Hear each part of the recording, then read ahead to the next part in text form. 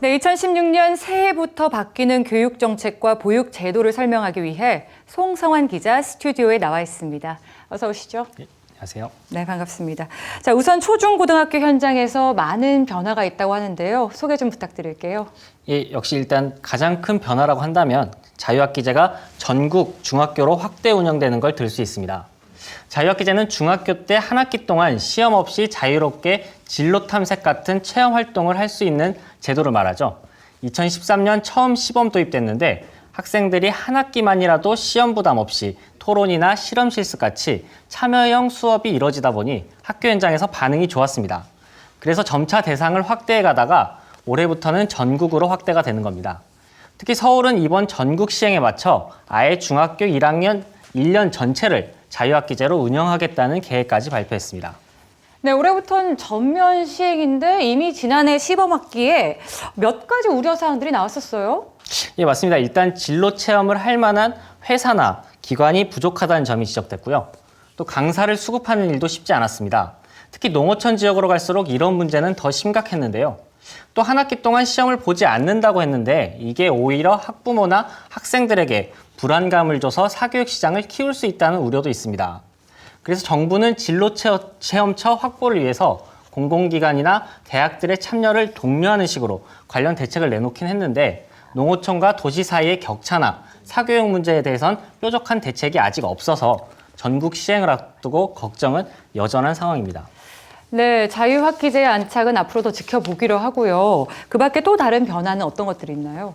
예, 수능에서 한국사 과목이 필수가 됩니다. 예, 총 20문제가 나오는데요. 평가는 절대평가로 이루어집니다. 점수는 1등급부터 9등급까지 등급제로 표기가 되는데요. 50점 만점에 40점 이상을 받으면 1등급, 그 이하부터는 5점마다 한 등급씩 떨어지는 방식입니다. 내년 2017학년도 대학별 대입 전형 계획을 보면 수시에선 80여 개, 정시에선 160여 개 대학이 이 한국사 성적을 반영하는데요. 대학마다 만점 등급이나 최저 등급을 반영하는 방법이 모두 다르기 때문에 지원하는 대학의 전형 계획을 미리 살펴보는 게 좋습니다. 예, 그리고 논란이 많았던 수준별 시험도 완전히 폐지되는데요. 시험 난이도별로 A, B형으로 나눠서 봤던 국어와 수학 영역이 국어는 공통시험으로, 수학은 이전처럼 자연계열 학생이 가형, 인문계열 학생이 나형을 보는 방식으로 돌아갑니다. 수준별 수능이 도입 3년 만에 완전히 사라지게 된 겁니다. 초등학교에선 세월호 사고 이후 생존 수영에 대한 필요성이 부각되면서 수영 교육이 강화됩니다. 3학년부터 4학년까지 학생들을 대상으로 실기 중심의 수영 교육이 이루어지게 됩니다. 네, 수능 체제와 안전교육 상당히 많은 변화가 있지 싶은데 교사와 관련된 정책도 몇 가지 변화가 있다면서요. 예, 지난해 서울의 한 고등학교에서 교사가 학생과 동료 교사들을 지속적으로 수년간 성추행, 성희롱한 사건이 밝혀져서 충격을 줬었죠. 앞으로는 교원이 성범죄로 수사기관에서 조사나 수사를 받으면 바로 직위 해제해서 피해 학생들과 격리할 수 있게 됩니다. 2차 피해가 확산되는 걸 막기 위한 조치인데요.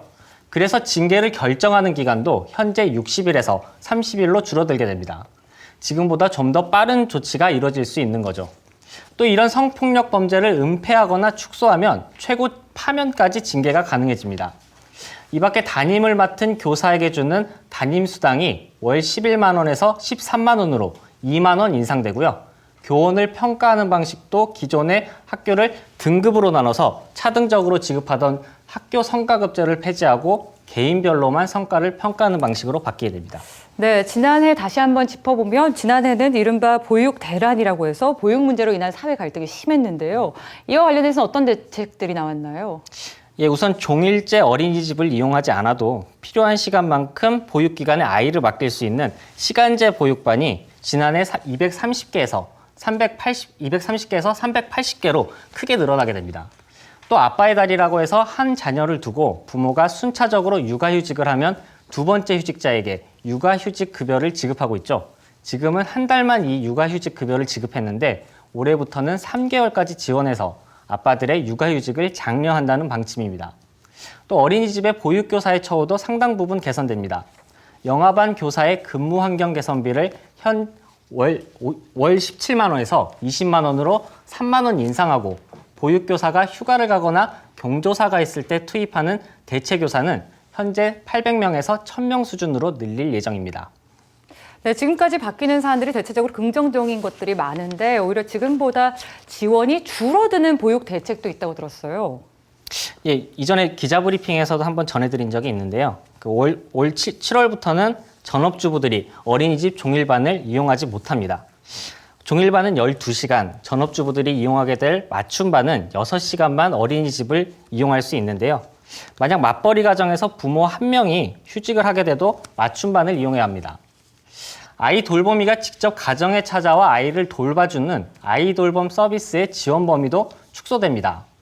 소득에 따라 월 40에서 70만 원 수준이던 자기부담금이 올해부터는 130만 원까지 최대 늘어나게 됩니다.